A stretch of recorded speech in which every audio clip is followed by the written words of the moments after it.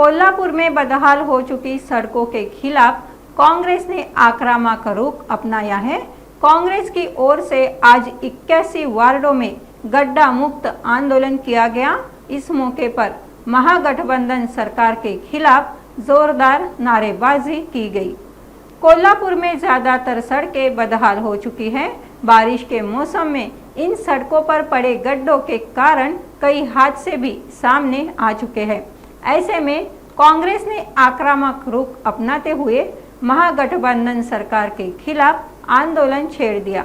कोल्हापुर के 81 वार्डों में आज विधायक ऋतुराज पाटिल के नेतृत्व में गड्ढा मुक्ति आंदोलन किया गया।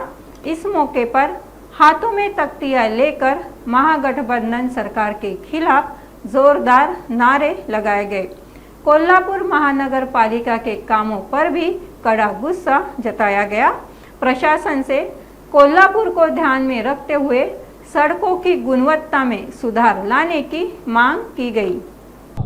जवळजवळ 81 वॉर्डमध्ये काँग्रेस पक्षाच्या वतीनं खड्डेमुक्त आंदोलन करायचा निर्णय आदरणीय सतेज पाटील साहेबांच्या नेतृत्वाखाली आम्ही घेतलेला आहे। आज कोल्हापूर दक्षिण मतदारसंघामध्ये मी असेल, उत्तरमध्ये जाधव वहिनी असतील, आमचे आसगावकर सर असतील, गटनेते आदरणीय सारंगधर देशमुख साहेब असतील, सचिन भाई असतील, यांच्या नेतृत्वाखाली आम्ही खड्डेमुक्त आंदोलन घेतलेलं आहे। आज कोल्हापूरचा विचार करता घरातून बाहेर पडलो तर आपल्याला खड्ड्यामध्ये जावं लागतं अशी परिस्थिती आहे। गेले अनेक वर्ष सातत्यानं आदरणीय बंटी साहेब असतील, आम्ही असेल, आम्ही प्रशासनाकडनं मागणी करतोय की कोल्हापूरला रस्त्यांसाठी निधी द्यावा, पण आम्हाला कुठेही दिसत नाही की हा निधी आमच्या कोल्हापूरमध्ये आलेला आहे।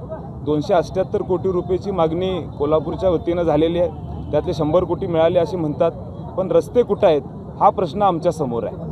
आज प्रशासनानं हा निर्णय घेतला पाहिजे, किमान कोल्हापूरचे रस्ते जर तुम्हाला करायचे नसतील तर खड्डे मुजवायला तरी किमान 50 कोटी रुपये तुम्ही द्यावे, जेणेकरून दर्जेदार खड्डे हे मुजले जातील, चांगलं काम झालं पाहिजे।